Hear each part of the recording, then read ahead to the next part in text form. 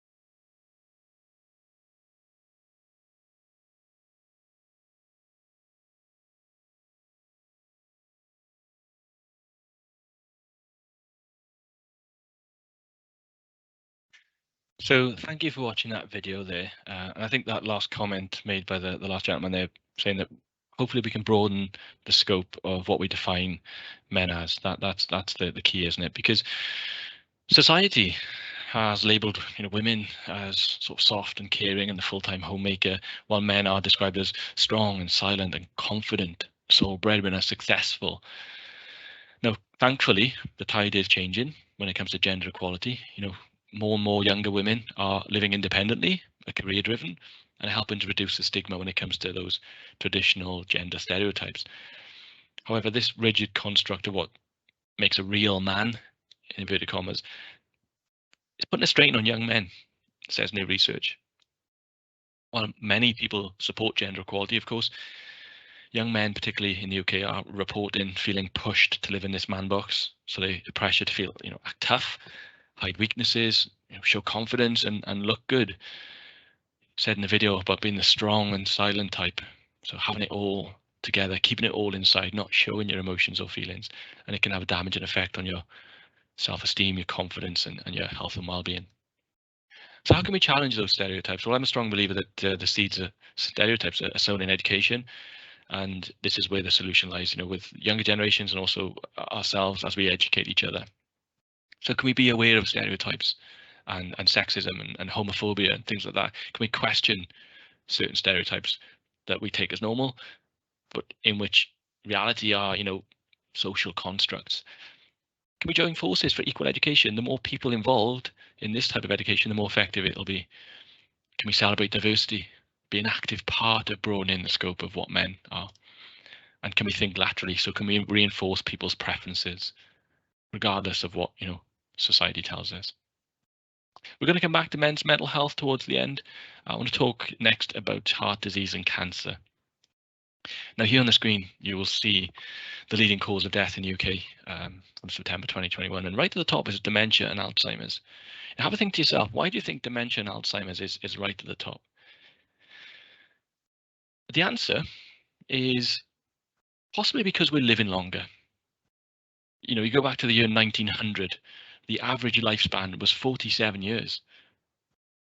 Now, 2022, 122 years later, the average lifespan for men is 79 and females 82. So it's almost double, right? It's almost there. So we're living longer. So we are more prone to age-related diseases. But second on the list is ischemic heart disease. Ischemic heart disease, otherwise known as coronary heart disease, or heart disease in general, is often preventable, and it's highly closely linked to our lifestyle and the life that we lead, the behaviors that we have, and the routines and the habits. Now, if you're fortunate enough to have a health screening assessment with a GP or clinician or healthcare professional, then please do take that up. During that assessment, you can have things like your blood pressure taken, your cholesterol levels tested, as well as things like your height and your weight for your BMI and your waist measurement. But there's one thing that you can do at home, and this is called the waist to height ratio. And the reason we do this is because there's a strong correlation between a large amount of visceral fat around the midsection of the body and heart disease, or the risk of heart disease. So how do we do it? Well, you can do it with a piece of string. Just get yourself a piece of string, a nice long piece of string. I'll use myself as an example. So I'm 6 foot. I get a 6 foot piece of string. I cut that in half. So I'm now with a 3 foot piece of string. And the idea is to wrap it around the abdominal trunk of the body, the midsection, a little bit higher than your trouser waist, but just below your bottom rib, so roughly where the belly button sits. Now, with that piece of string, if it meets, fantastic, that's great. If it gets close, yeah, that's okay. If it overlaps, even better. However, if it doesn't reach, then it's suggesting that there is some potential weight to lose here. We have 2 types of fat. We have subcutaneous fat, which is the fat that sits on the outside, the stuff that you can feel and pinch, soft to touch. Then we have something called visceral fat, and it's this visceral fat that accumulates internally. You can't quite feel it, can't quite touch it, it's deep inside, and it surrounds the organs, puts a lot of pressure on our vital organs, including our heart. And as we said, high levels of visceral fat tend to accumulate around the midsection. So it's worth doing this measurement, because having high levels can increase your risk of heart disease. Cancer, again, more common in men than women. So that's why I want to talk about it today. It is when cells in our body abnormally divide in this uncontrolled way. I'll show you an image actually that kind of highlight this. Each of our cells in our body is designed with a job in mind. They're programmed to replace themselves when they get old. However, if cancer occurs, then these cells start to divide abnormally rather than self-terminating, and that's why sometimes we get problematic lumps or tumors. Some cancers may eventually spread into other tissue and organ, and this is a process known as metastasis.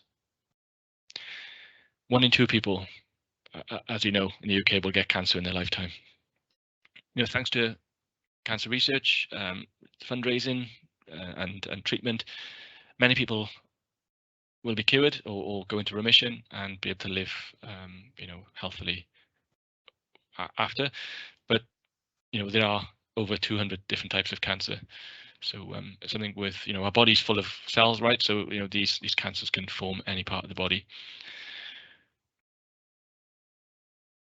I want to share with you on the left-hand side the most common types of cancer for males. Prostate cancer is way and above. And doctors have known for decades that men are more likely to develop cancer than women. Men have a 1 in 2 chance. Women is actually 1 in 3. But scientists once believed that it was due to an increased risk tied to their lifestyle.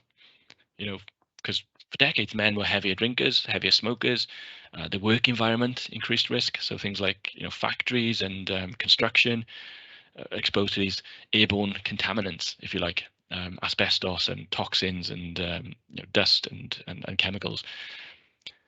But a 2006 study actually found that that females carry an extra copy of a certain protective gene in their cells that men don't have, and these genes act as an additional line of defense, preventing cells from growing out of control and causing cancer. So these protective cells are entirely responsible for cancer's bias towards males.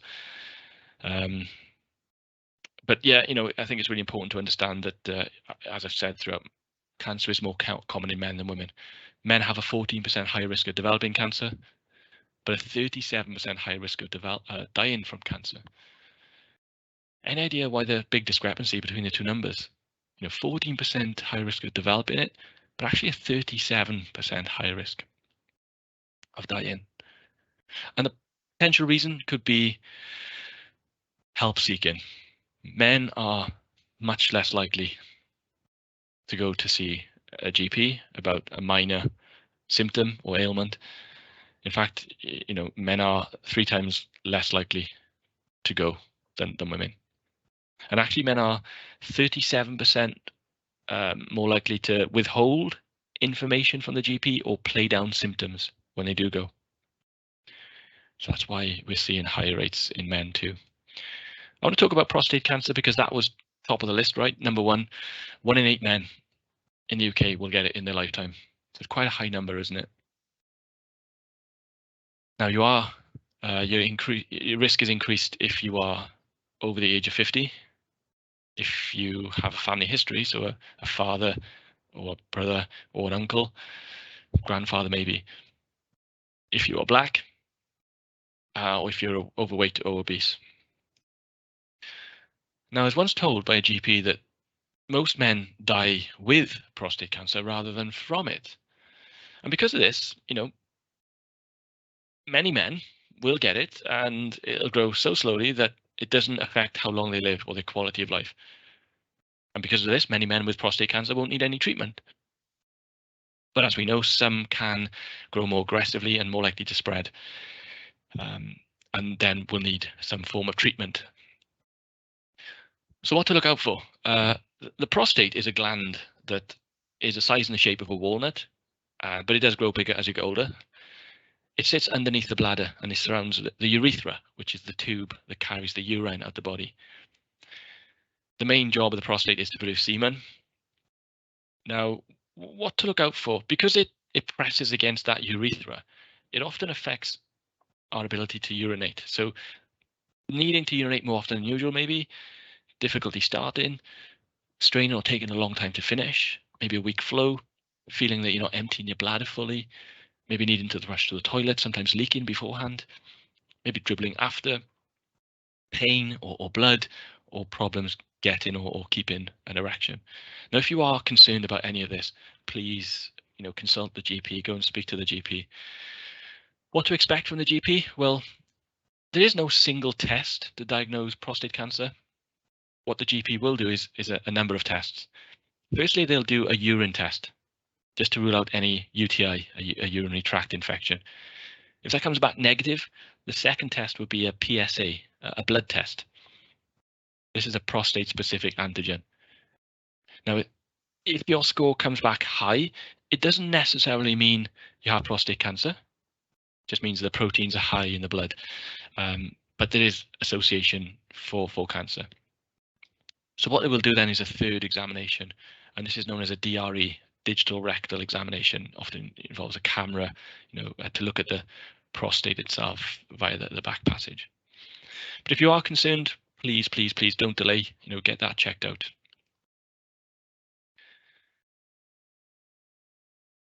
Now, there's more and more evidence suggesting that our diet, our nutrition, can play a key role in helping to reduce the risk of cancer. And all the fingers are pointing towards a more plant-based diet. And these foods contain naturally occurring substances called phytonutrients. Examples of these are things like carotens, found in red, orange, yellow, maybe some dark green vegetables. And you've probably heard, you have to hit 5 a day, 5 different fruit and veg.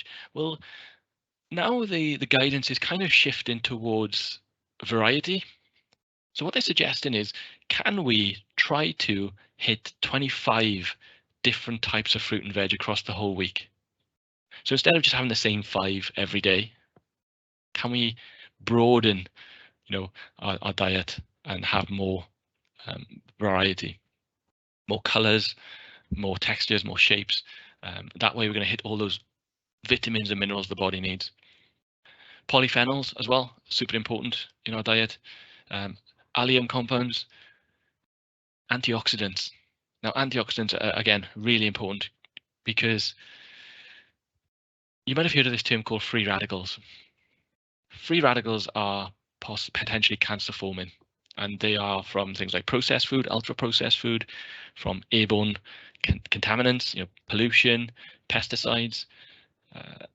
Free radicals go about our body and they are scavengers, and they steal electrons from our cells. Antioxidants go to work by being the hero, being the savior. So they offer the free radical a spare electron to neutralize it. However, this is the kicker. The antioxidant then becomes a free radical. So it's like a chain reaction. So what we need to do is have a plentiful supply of antioxidants in our diet, and we get these from all the vitamins and minerals, all the different fruits and veg, even red wine and dark chocolate to a certain extent is high in antioxidants as well. So plenty of vitamins, plenty of minerals, like I said. Dietary fiber as well helps to bulk our stool, helps to move food through our digestive system, and fiber helps to nourish our good bacteria. And this community, this healthy bacteria, is linked to lower bowel cancer levels and colon cancer. So fiber comes from things like whole grains, whole grain bread and pasta, legumes, pulses, beans, lentils, peas, and fruit and veg, of course. Physical activity, again, vitally important. Most of the evidence suggests it's from observational studies, but it is important because it enables you to maintain a healthy weight and be as lean as possible. Obesity is accountable for 14% of cancer deaths. Regular activity can promote healthier looking, more normally shaped vessels in prostate tumor after diagnosis. So we should be aiming to at least hit the 150 minutes of moderate intensity per week, or 75 minutes of more vigorous intensity per week. But also reducing our sedentary behavior. So the amount of time we spend sitting down, lying down, and watching TV, things like that.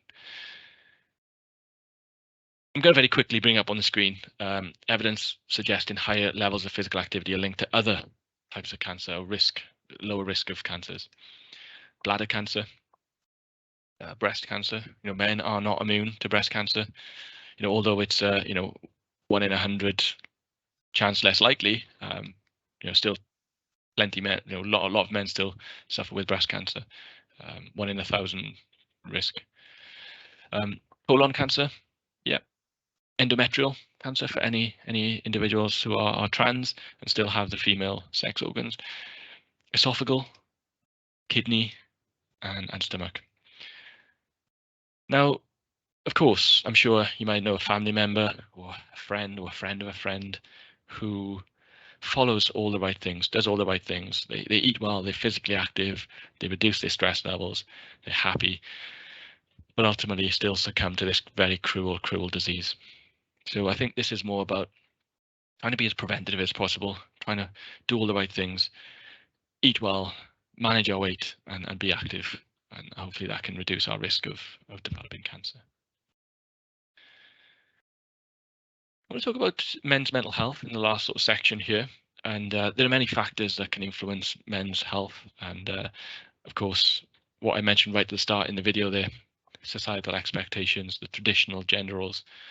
Now, thankfully, we are breaking those down. We're reducing the stigma when it comes to that, but many men still suffer in silence when it comes to these and what's expected of men. Men are expected to look a certain way or act a certain way or say certain things, and it can be really damaging to confidence and self-esteem.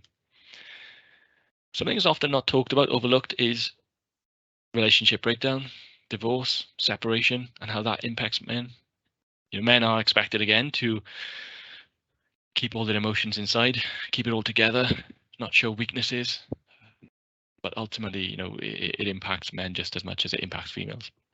And of course, when it comes to things like children, access to children, the reports and evidence again suggests that men are much less likely to gain access and to have children following a separation. Major life change.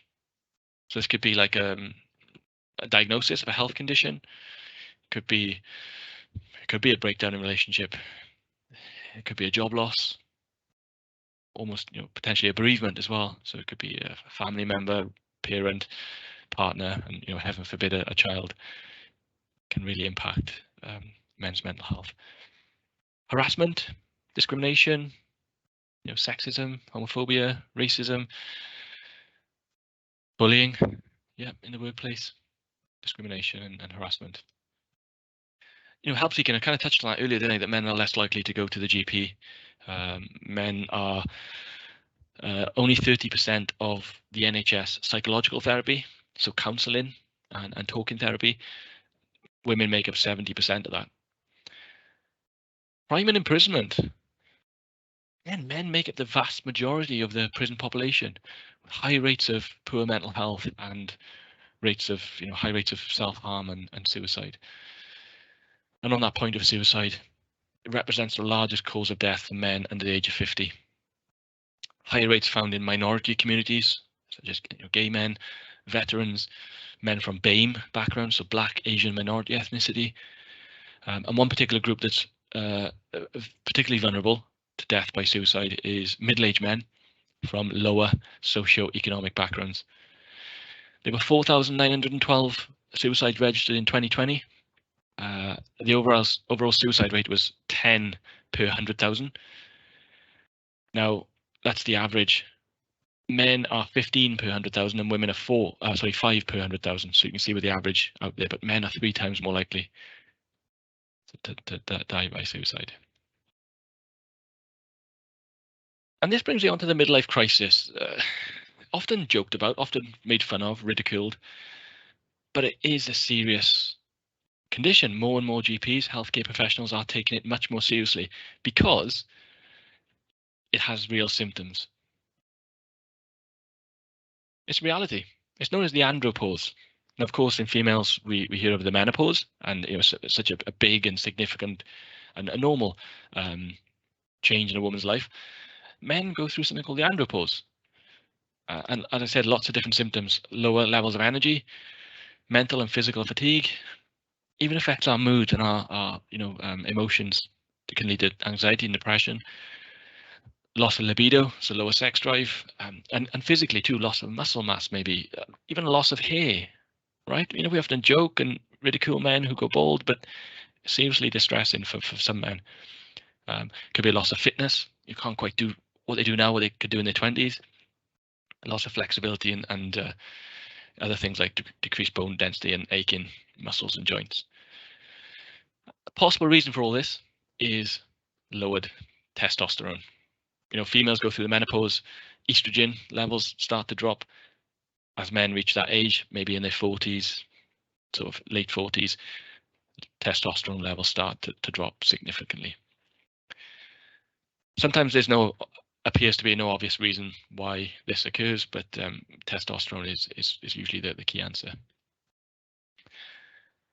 I want to finish up talking about stress. Now, stress impacts us all differently, right? My stress is different to your stress. It's very much subjective, isn't it? It's how we perceive the event. But there is evidence to suggest that men and women have different psychological and biological responses to stress.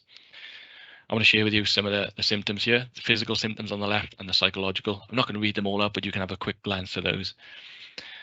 What I will say, though, is we all have to experience some form of stress and pressure daily. And you can see here from this image that, as pressure increases, so does performance. We do need some level of pressure and stress in our life to be able to perform optimally. You can see the green zones, the comfort, and then the stretch, the growth zone. That's our optimal performance when we're working at our best. If pressure is too low, then we get bored. If it becomes too much, then we reach strain and distress and emotional and physical exhaustion, and then potentially that is a slippery slope towards burnout. And burnout is defined as this chronic stress that isn't managed effectively. Now, we all experience stress, right? We experience stress from things like work, of course. We experience stress from our home life, cost of living, finances, health issues. But chronic stress can have a huge impact on our health. It can decrease our immune function, increase our risk of infection, increase our risk of inflammation, and stress is connected to every single health condition that there is. Recent research shows that stress may alter our very own genes in a way that's linked to mental and physical illness. We think of it as difficult situations, but in fact, it's our response to those situations. So when these situations occur, our bodies release a hormone called cortisol. Have you heard of the fight or flight? When we go into this fight or flight state, which dates back to our ancestors, you think back to prehistoric times, 10,000 years ago, when our ancestors were faced with perceived danger, they had to go into this fight or flight state to survive. It was literally life or death. Nowadays, very rarely do we have life or death situations, but we still activate this fight or flight state, and cortisol is released. And cortisol can be particularly harmful to our health. Now you can see here that the perceived environment, the stressor that we experience, how we respond to that, the stress-related physiological changes. So the heart rate goes up, blood pressure rises, the core temperature goes up, cortisol, adrenaline are secreted, and the long-term consequence of that is the altered expression of our genes. Chronic stress causes high levels of these stress hormones over an extended period of time, and it damages the endocrine system, unbalances our hormones, makes us tired and fatigued, and impacts our functions and processes. As I said, chronic stress can even negatively impact our genetic expression. It doesn't just alter our genes, it can also alter the genes of our future generations, our children and grandchildren. So thank you so much for listening today. I'm conscious the time is coming up to 11:45. A lot to get in that sort of 30 minutes. I hope you enjoyed and took something away from it. So all that's left to say is thanks for dialing in. Once again, I hope you enjoyed it, and please take care, and goodbye. Thanks.